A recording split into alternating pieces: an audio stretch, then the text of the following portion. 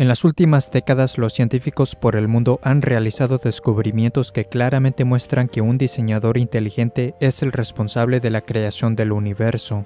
Muchos creen que todo el universo comenzó a existir de la nada por casualidad, pero si se piensa en ello, la nada no pudo traer a la existencia al universo porque la nada nada produce. Todo lo que empieza a existir debe tener una causa.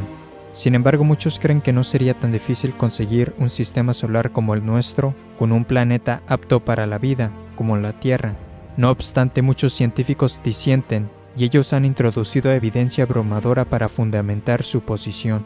Por ejemplo, hay muchas fuerzas en el universo que están precisamente balanceadas para hacer cosas como mantener unida la materia. Sin estas fuerzas, las galaxias, los planetas y las estrellas nunca se hubieran formado.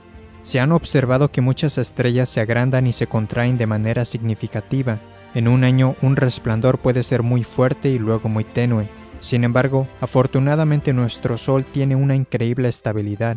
Él no se agranda ni se contrae de manera significativa como lo hacen muchas otras estrellas. Si nuestro Sol lo hiciere, la vida en la Tierra sería catastrófica. Algunas estrellas de hecho sí explotan violentamente en una supernova. Los escombros de estas explosiones se llaman restos de supernova. Según muchos evolucionistas, estos escombros deberían ser visibles con telescopios por millones de años. Según la investigación científica, las galaxias similares a la nuestra experimentan una supernova en promedio cada 26 años. Por lo tanto, si supiéramos aproximadamente cuán frecuentes ocurren en las galaxias similares a la nuestra, el total de los restos de supernova que tenemos en nuestra galaxia debería darnos una idea de cuántos años tiene nuestra galaxia.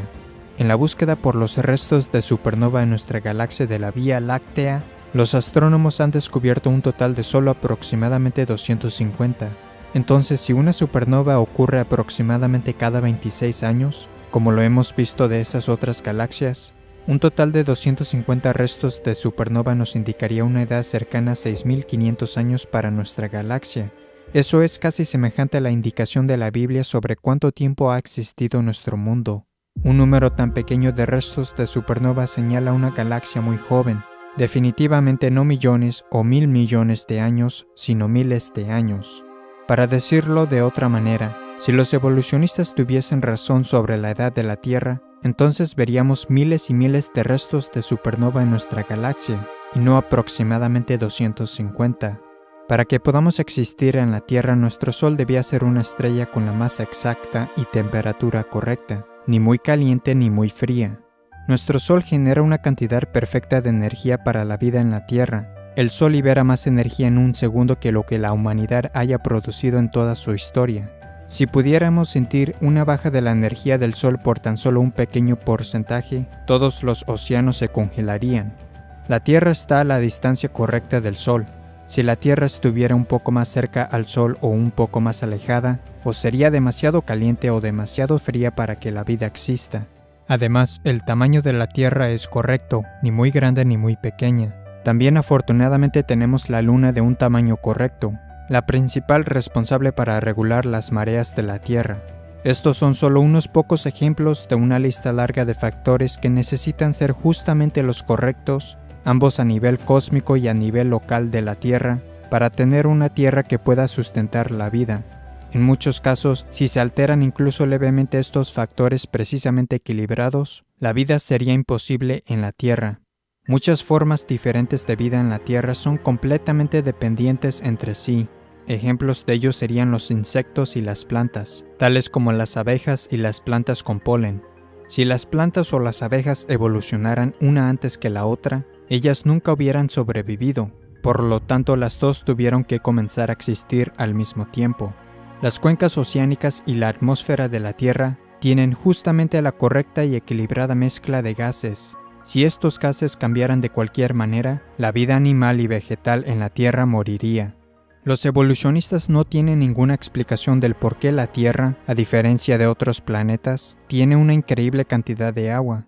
También tenemos un planeta que es rico en oxígeno. Si nuestro actual nivel de oxígeno de 21% fuera unos porcentajes más, nuestra atmósfera podría llegar a ser totalmente inestable y explosiva. La Tierra tiene un campo magnético, sin el cual el viento solar arrasaría nuestra atmósfera. La atmósfera de la Tierra bloquea la luz solar dañina, mientras que al mismo tiempo permite la luz que es útil para la vida. Las plantas requieren de grandes cantidades de luz solar para existir, y la luz del sol es de lejos la fuente más rica para que un ser humano consiga la vitamina D. Cuando la luz solar toca la piel, el cuerpo produce la vitamina D. Una falta de vitamina D ha estado directamente relacionada con muchos problemas de salud. También ocurre que la atmósfera de la Tierra es transparente. La conveniencia de esto es que nos permite ver a los otros planetas, estrellas y cosas tales como los eclipses. Un eclipse solar total solo es posible porque el Sol es 400 veces más grande que la Luna y está aproximadamente 400 veces más lejos de la Tierra. El resultado es que durante un eclipse solar total visto desde la Tierra, el Sol y la Luna se ven del mismo tamaño, creando una coincidencia perfecta. Y a estos eclipses totales de Sol se debe el que hayamos podido hacer descubrimientos científicos que de otro modo nunca se podrían haber hecho. Los evolucionistas creen que el Sol, la Tierra y la Luna se formaron cuando nuestro sistema solar empezó a existir aproximadamente hace 4,5 mil millones de años, pero cada año la Luna se está alejando más y más de la Tierra, por lo que si la Luna estuviese demasiado lejos o muy cerca de la Tierra en el momento en que los humanos existieron, los observadores en la Tierra nunca hubieran visto el evento de un eclipse total de Sol. Por tanto, según los evolucionistas, el espectáculo increíble de un eclipse total de Sol solo podría ser visto en un breve periodo de tiempo en la existencia del sistema solar. ¿No es interesante que la humanidad haya comenzado a existir en la Tierra durante el mismo periodo de tiempo cuando podemos presenciar el evento de un eclipse total de Sol? Otro problema mayor para los evolucionistas es que la Luna habría estado demasiado cerca de la Tierra en el pasado. De hecho, la Luna habría estado tan cerca que habría golpeado la Tierra en mucho menos tiempo que hace 4,5 mil millones de años. Los evolucionistas afirman que nuestro sistema solar surgió de una nube de un remolino de polvo. Por lo tanto, la composición de los distintos planetas y su temperatura deberían ser similares entre sí, pero no lo son. Aquellos que adhieren a la teoría del Big Bang en realidad creen que toda la materia en el universo estaba originalmente concentrada en algo más pequeño que la cabeza de un alfiler. Luego explotó, se expandió y salió el sistema ordenado de cosas que vemos hoy. Sin embargo, hay grandes problemas con la teoría del Big Bang. En primer lugar, si toda la masa del universo está concentrada en algo mucho más pequeño que la cabeza de un alfiler, entonces habría tanta gravedad en ella de modo que nada se escaparía. En segundo lugar, las explosiones no producen el orden, sino que lo destruyen, por lo que sería imposible que de una explosión surgiera un sinnúmero de cosas ordenadas.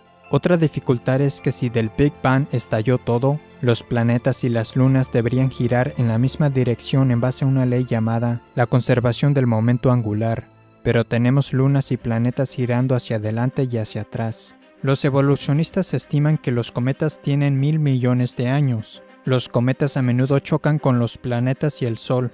También se les llama bolas de nieve sucia porque una parte significante de un cometa está hecho de hielo. Cuando los cometas viajan en el espacio y se mueven más cerca al Sol, ellos van perdiendo masa a la vez que se van quemando por el Sol. Por tanto, los cometas solo podrían durar quizás unos 10.000 años antes de que todos ellos se quemen. También otras cosas que pueden durar unos 10.000 años son el tejido blando, las células sanguíneas y el ADN. No obstante, todas estas cosas se han descubierto recientemente en huesos de dinosaurio. Esto muestra que los dinosaurios existieron hace miles de años, no hace 65 millones de años, como dicen los evolucionistas. Otro gran problema para los evolucionistas es el actual número de la población humana de la Tierra de 7,3 mil millones. ¿Cuánto tiempo se tardaría en ir desde 2 personas a 7,3 mil millones de humanos? En realidad no tomaría tanto tiempo. En la historia reciente, la tasa media de crecimiento anual alcanzó su marca más alta en 1963, con un 2,19%.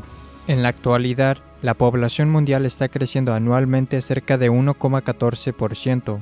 Pero si empezamos con 2 humanos, ¿cuánto tiempo tardaría en llegar a nuestros actuales 7,3 mil millones de humanos, utilizando, por ejemplo, una tasa de crecimiento anual de 2%? La respuesta es que tardaría unos 1.100 años. Como los evolucionistas creen que hemos estado en la Tierra significativamente más que 1.100 años, ¿por qué no tenemos un número mucho más elevado de personas en la Tierra? Además, ¿dónde están todos los huesos o tumbas, considerando que casi todos los pueblos a lo largo de la historia han enterrado a los muertos? Algunos quizás puedan tratar de convencerse a sí mismos de que para conseguir un planeta muy especial como la Tierra, solo fue un accidente, que todo ocurrió exactamente de la manera correcta. Pero incluso si alguien creyera en esto, ¿cómo empezaría la vida en la Tierra cuando es un hecho ineludible que la vida no puede venir de la no vida? Todos los seres vivos en la Tierra se componen de células. Entonces, ¿cuáles son las posibilidades de que una primera célula pudiera haberse formado accidentalmente? Hace 150 años, cuando vivía Charles Darwin, la célula era considerada como una gota de gelatina microscópica, no sofisticada y simple. Sin embargo, como resultado de recientes descubrimientos, ahora sabemos cuán increíblemente complejas son estas extraordinarias pequeñas células. El cuerpo humano de un adulto contiene 100 billones de células de varios tamaños. 10.000 células humanas de tamaño medio pueden caber en la cabeza de un alfiler, y cada célula individual contiene información equivalente a unos 4.000 libros. La información de todas las células de un adulto en forma de libro llenaría por completo el Gran Cañón más de 75 veces. La célula es similar a una supercomputadora, pero microscópica en su tamaño. La célula también podría ser vista como una ciudad en miniatura, con una elaborada red de rutas conectadas, con numerosos camiones de proteínas moleculares que realizan las diferentes tareas para la función de la célula. Por ejemplo, en la célula hay pequeños camiones moleculares que viajan a través de microscópicas estructuras como de carretera que transportan materiales alrededor de la célula. Un ejemplo de una máquina molecular en la célula es el motor flagelar que alguna bacteria utiliza para nadar. Es un motor rotario molecular que tiene una cola parecida a un látigo y puede operar a velocidades de hasta 100.000 revoluciones por minuto. Esta es una imagen del motor flagelar aumentada más de 50.000 veces. Es 1 entre 100.000 de largo de 1 pulgada. 8 millones de estos motorcitos cabrían dentro de la sección transversal de un cabello humano. Se pueden ver los detalles de su construcción. Está compuesto de 30 partes de proteínas diferentes. Parece que fue diseñado por un ingeniero. El motor flagelar es muy parecido a un motor eléctrico. Girando hacia adelante y hacia atrás, el motor flagelar conduce a una bacteria a través de un medio líquido extremadamente viscoso. Como resultado del motor flagelar, se estima que la velocidad superior de natación de una bacteria sería al equivalente de una velocidad de 60 millas o 97 kilómetros por hora de un nadador humano. Si eso no le suena impresionante, considere que la velocidad del nadador más rápido jamás registrada fue de alrededor de 5,5 millas o 8,9 kilómetros por hora. Por lo tanto, la bacteria que utiliza el motor flagelar se puede mover alrededor de 11 veces más rápido que el más rápido nadador humano que se ha conocido. Todas las 30 partes distintas del motor flagelar son esenciales, de modo que si se quita una de ellas dejaría de operar en absoluto y la bacteria morirá. El motor flagelar es parecido a una trampa de ratón. Para que funcione dicha trampa se necesitan todas las partes diferentes, y si quita una de ellas, la trampa no servirá para nada. El proceso para construir el motor flagelar requiere que todas las 30 partes diferentes que interactúan sean ensambladas correctamente y colocadas en lugares adecuados en el momento apropiado. El proceso de construcción también requiere de instrucciones, traslado y retroalimentación dentro de la célula, desde el comienzo y hasta el final de su proceso. Si nada de esto ocurre, estas asombrosas maquinitas o sus diversas partes individuales no se construirían ni se ensamblarían correctamente. Pero ¿cómo es que estas numerosas máquinas microscópicas o sus partes saben a dónde ir y cómo edificar cosas correctamente en un sistema evolutivo? No lo sabrían, ello sería imposible. Estos hechos refutan y eliminan la evolución darwinista, la cual es definida como un proceso ciego, sin dirección, sin ningún plan o propósito. Las células se componen principalmente de proteínas. Una célula usa miles de diferentes variedades de proteínas. Para obtener la célula más simple, ello requiere por lo menos 600 moléculas de proteína diferentes. Las proteínas están hechas de aminoácidos. El funcionamiento de una sola proteína está hecho generalmente de una cadena de entre 50 a 1000 aminoácidos. Algunas proteínas requieren una cadena de miles de aminoácidos adecuadamente secuenciados. Cada vez que un nuevo aminoácido se une a una cadena, debe formar un enlace químico llamado enlace peptídico, con el fin de unirse con éxito a los otros aminoácidos en la cadena. Los aminoácidos zurdos y diestros se producen con aproximadamente la misma frecuencia, pero solo los aminoácidos zurdos pueden ser elegidos para la utilización en la cadena para crear una proteína. Los evolucionistas no tienen ninguna idea por qué las proteínas solo usan aminoácidos zurdos. Cada aminoácido en la cadena larga también debe ser aminoácido específico.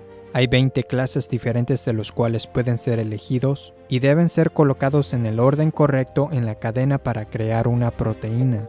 Los aminoácidos están colocados en el orden exacto gracias a una molécula en la célula llamada ADN. El ADN puede ser descrito como un plan maestro, un código de información o lenguaje especial que utiliza 4 letras alfabéticas químicas. Las letras químicas o el código en el ADN son el conjunto de instrucciones que requieren las máquinas celulares para ensamblar correctamente los aminoácidos en cadenas y así crear proteínas. Si el ADN no está presente desde el principio, no se podrían elegir correctamente los aminoácidos ni ser colocados en el orden adecuado. Como resultado, nunca se podría formar una proteína y la célula no sobreviviría. El ADN no puede funcionar sin tener al menos 75 proteínas preexistentes. Y sin embargo, las proteínas se producen solamente por el ADN. Como cada uno necesita del otro, ellos debieron haber sido creados por Dios exactamente al mismo tiempo. Este hecho elimina la evolución. La fibra de ADN tiene un espesor de apenas 2 millonésimas de milímetro. Y si bien el ADN no es grueso y es increíblemente pequeño, es extremadamente largo cuando es desenrollado. De hecho, si el ADN en una célula fuese desenrollado, unido y extendido, llegaría a ser más de 2 metros de largo. El ADN sería tan delgado que sus detalles no podrían ser vistos, incluso bajo un microscopio electrónico. Si todo el ADN contenido en nuestro cuerpo fuera colocado de punta a punta, ello se extendería de aquí a la Luna más de 500,000 veces. Si se tomara de cada persona que haya vivido un set de ADN y se juntara en un montón, ello pesaría menos que una aspirina. No obstante, la densidad de almacenamiento de información del ADN es muchas veces mayor que el más avanzado chip de silicio de un ordenador. Hablando del ADN, Bill Gates dijo: "El ADN es como un programa de computadora, pero mucho más avanzado que cualquier software jamás creado". Pero tener el complejo programa de instrucción del ADN no es suficiente por sí mismo. Otras cosas en la célula deben ser capaces de entender y utilizar el programa de información del ADN. En otras palabras, el supercomplejo programa del ADN en realidad es inútil a menos que se tenga también un sistema dentro de la célula que pueda entender el lenguaje del ADN. Para comprender mejor esto, imagínese que el ADN es un disco CD o DVD complejo. Si no se tiene una máquina o sistema que pueda leer, entender y utilizar la información en el disco, no tiene valor el disco. Por tanto, las otras cosas en la célula necesitan entender y ser capaces de usar el programa de información del ADN para crear cosas correctamente. Si no, la célula se muere. El ADN puede hacerse una copia idéntica de sí mismo. Dios también programó que el ADN detecte y corrija errores. Existen máquinas de proteína que hacen correcciones especiales que constantemente viajan hacia arriba y hacia abajo a través de la molécula del ADN en busca de cualquier error que necesite rectificación. Si se detectan problemas, las reparaciones se hacen inmediatamente. Todo este proceso es increíblemente complejo. La información contenida en el ADN demuestra que la vida no solo consiste de la materia y la energía, también contiene información. La información solo puede venir de una fuente inteligente que puso la información allí. Otra función del ADN es que es el programa que Dios utiliza para crear en la persona su apariencia, el color de su pelo, su altura, etc. Como fue mencionado anteriormente, cada cuerpo humano de un adulto contiene cerca de 100 billones de células, pero en su concepción, usted solo era una célula.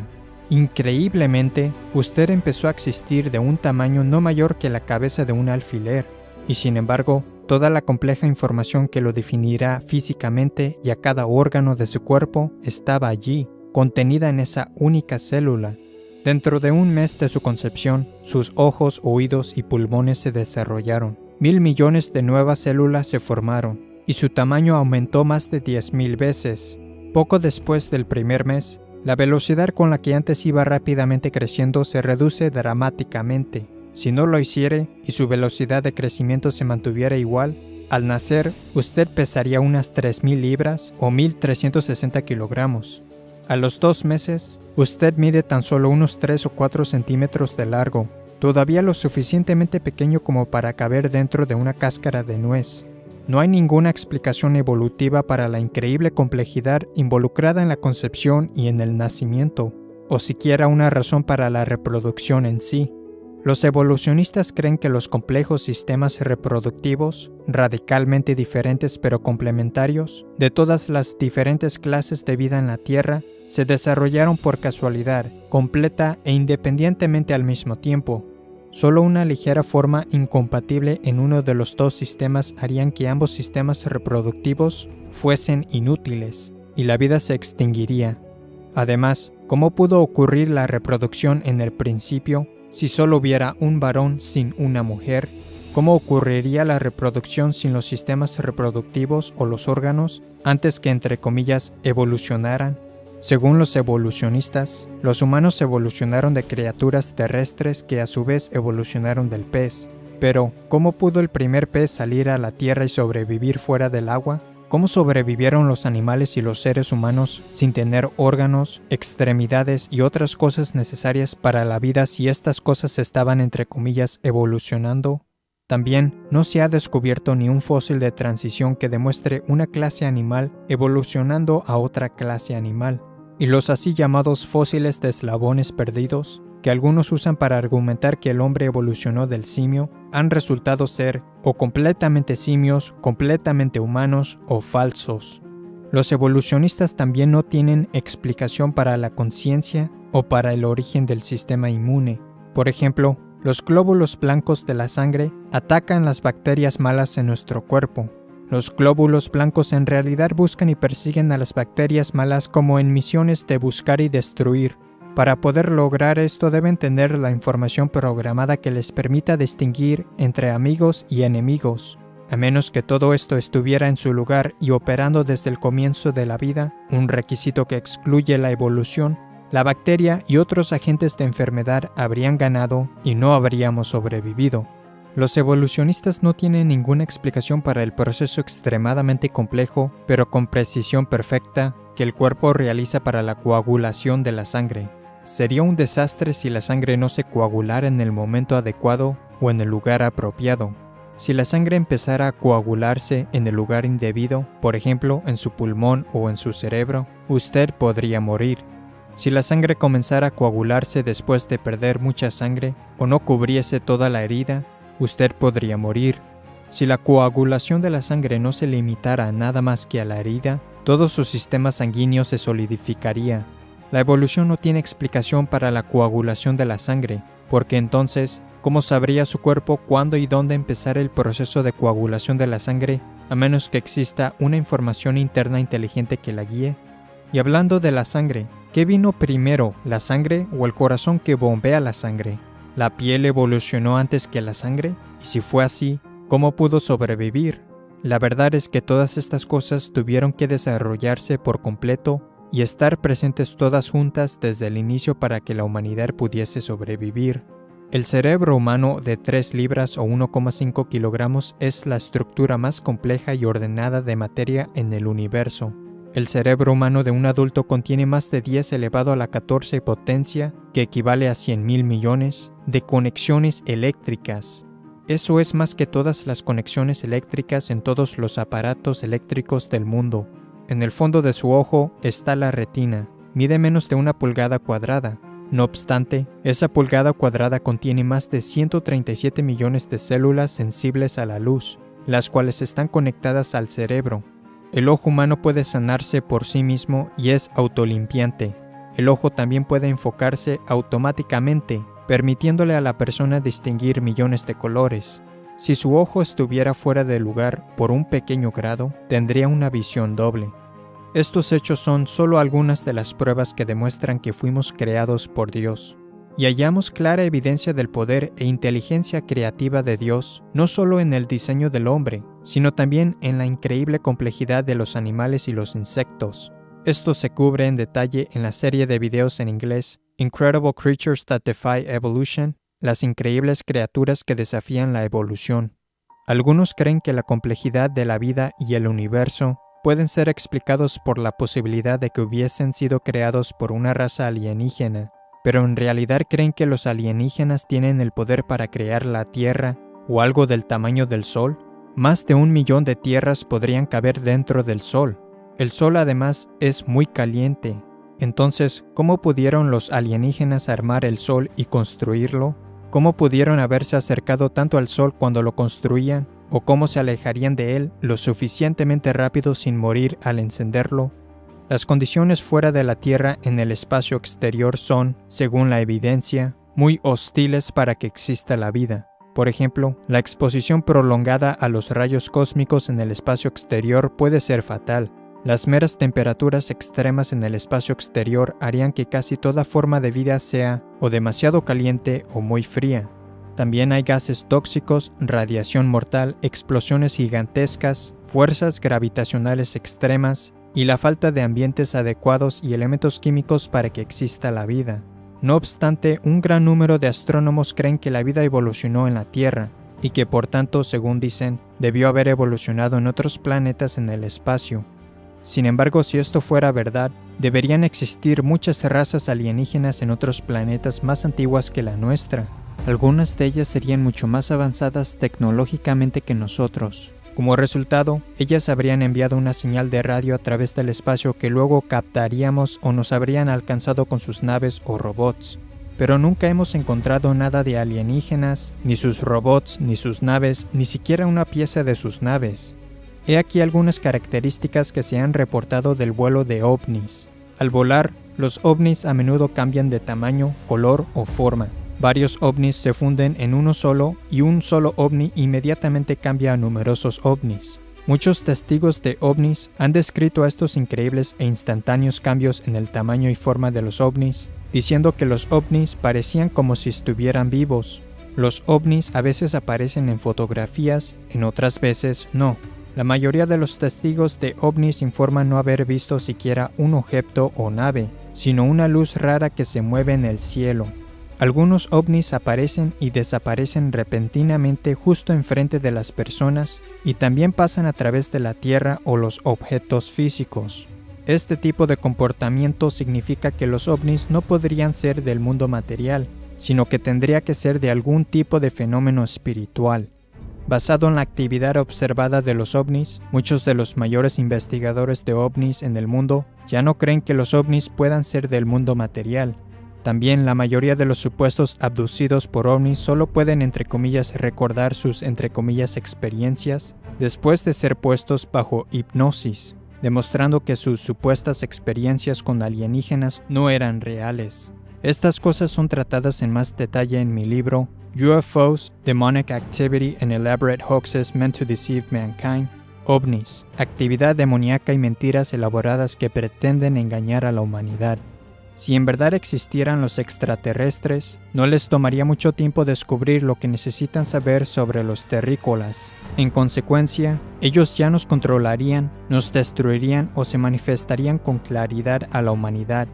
La organización SETI, acrónimo del inglés Search for Extraterrestrial Intelligence, búsqueda de inteligencia extraterrestre, ha explorado los cielos durante décadas en busca de vida inteligente, pero nunca han recogido ni una señal del espacio exterior que indique que existe una raza alienígena.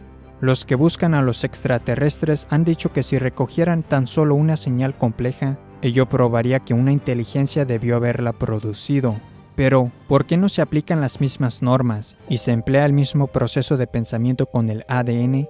Si lo hicieran, se darían cuenta que la compleja información en el ADN demuestra que una inteligencia la puso allí, porque donde quiera que se encuentre información compleja, siempre se remonta a una inteligencia.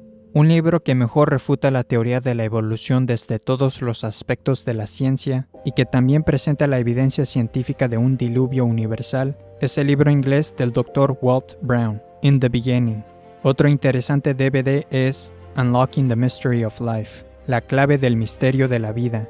Para otro video que discute la creación, véase mi video Creación y Milagros, versión abreviada.